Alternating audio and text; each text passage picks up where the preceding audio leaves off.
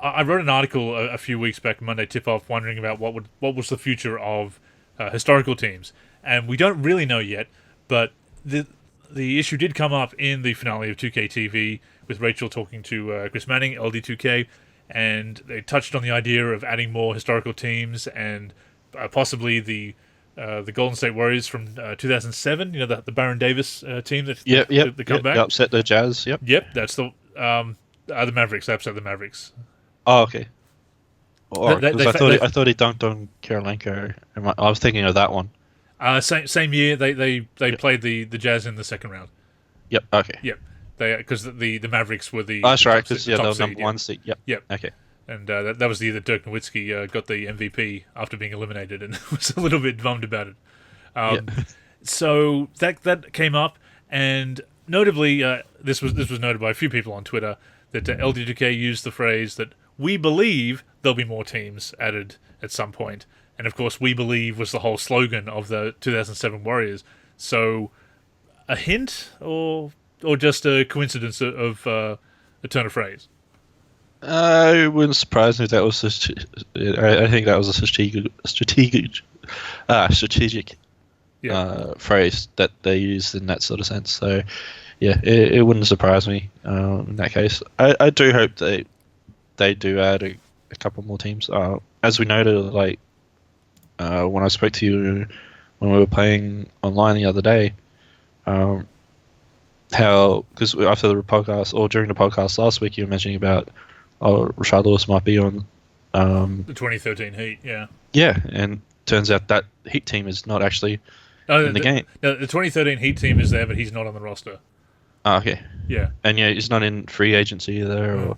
So yeah, it was kind of like so I couldn't add him, so I added Penny instead, which not a bad substitute, frankly, but even though he only played like 7 games for him, true.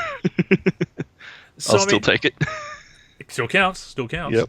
So yeah, I mean, if we can get a couple more teams into the game, that'd be great. I'm guessing it's going to be more teams from maybe the last 10, 15 years, perhaps, because they've accounted for a lot of the really old teams. And the further back you go, the harder it is, I guess, to get the rights and for all the players. Yeah. But I'd definitely like to see it. It helps with modding because you've got the assets in the game by default, so there's something to work with already in the game. And even for people out of the box, and of course players on console where there isn't modding, you know, you've got that content ready to go. So I'm all for more historical teams.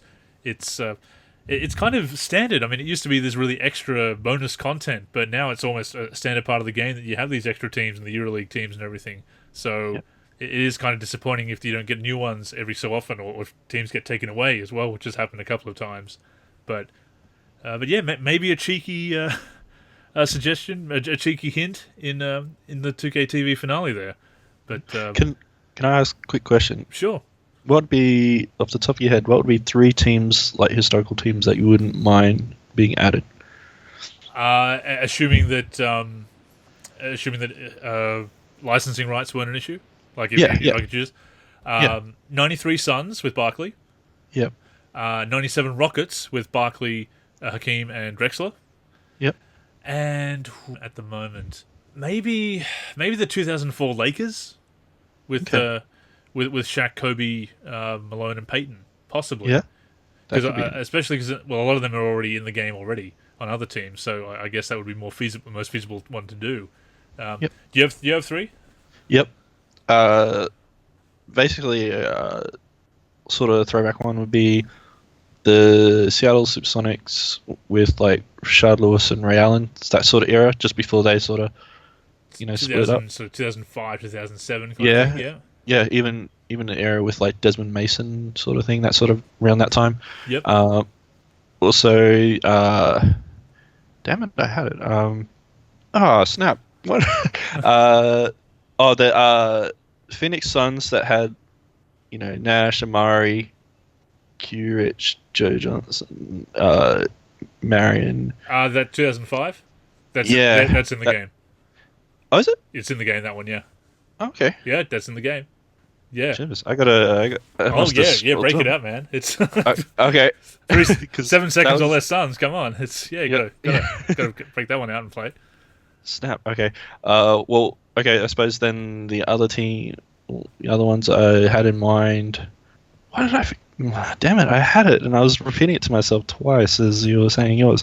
Uh, I suppose one would be in that case if that Suns team's already in it. I'll go like sort of again Baron Davis, Eddie Jones era of the Hornets.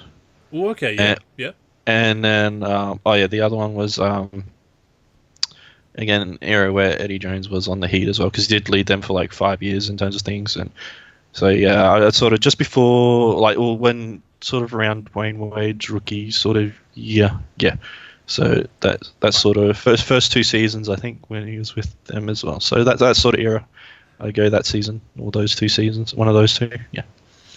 If I had to pick a fourth one, Yep.